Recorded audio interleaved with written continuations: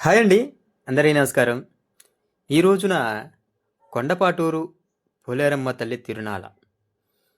ఈ రోజునే ఎందుకు చేస్తారు అంటే, ప్రతి ఏటా ఉగాది పండుగ తర్వాత వచ్చే మూడవ మంగళవారం ఈ తిరునాళ అత్యంత వైభవంగా జరుగుతుంది.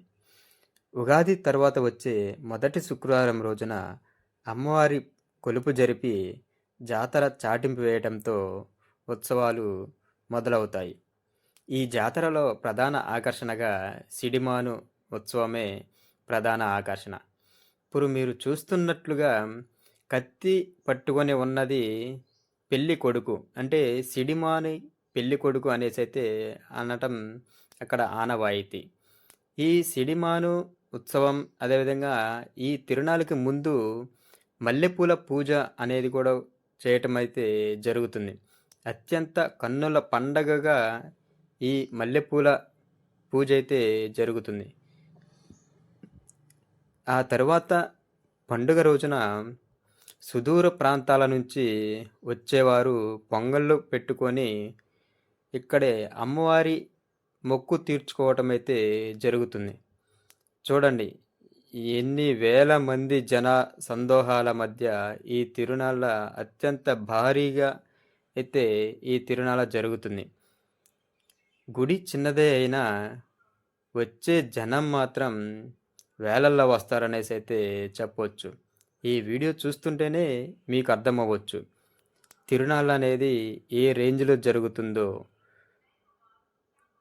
కొండపాటూరు పోలేరమ్మ తిరునాళ్ళ అత్యంత మహిమాన్వితమైన అమ్మవారిగా చెప్తుంటారు.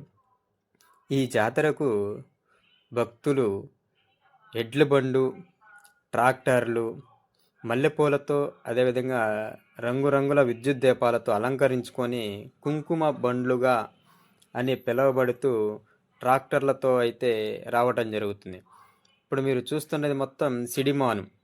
సిడిమాను అంటే పొడవాటి కలప దొంగకి ఒక బోను అరేంజ్ చేసి ఆ బోనులో మేక పిల్లని అయితే పూజించి కట్టడం జరుగుతుంది.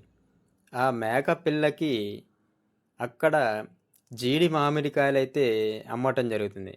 ఆ జీడి మామిడికాయలు కొని మనం విసిరేస్తే మనం అనుకున్నది జరుగుతుంది అనేసి ప్రజల నమ్మకం. ఆ నమ్మకంతోనే జనమందరం ఈ జీడి మామిడికాయలు ఆ బోనికి విసిరివేయటం జరుగుతుంది. దానికి తగిలినా మన కోరికలు తీరుతాయి. దానికి తగిలి కింద పడే కాయని పట్టుకున్నా మన కోరికలు తీరుతాయి అనేసైతే నమ్మకం. కాబట్టి ఈ కొండపాటూరు పోలేరమ్మ తల్లి తిరునాళ్ళ కాకుమాను మండలంలో ప్రత్తిపాడు నియోజకవర్గం కాకుమాను మండలంలో అయితే ఉంటుంది.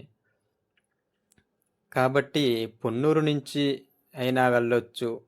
ఆటోలు, ట్రాక్టర్లు, ఆర్టీసీ వారి బస్సులు కూడా సౌకర్యంగానే ఉంటాయి. ఇక సుదూర ప్రాంతాల నుంచి వెళ్ళేవారికి పక్కనే పొలాలు మొత్తం పార్కింగ్‌గా అయితే ఏర్పాటు చేయడం జరుగుతుంది. ఇక ఈ ట్రాక్టర్లలోనే కుంకుమ బండ్లు అనేసైతే పిలవటం జరుగుతుంది. ఈ కుంకుమ బండ్లకి అందులో ట్రాక్టర్ వారు ఎక్కి ప్రసాదాన్ని భక్తులకైతే పంచిపెట్టడం జరుగుతుంది. ఇవి ఊరు మొత్తం తిరిగి వచ్చి మళ్ళీ గుడి దగ్గరికి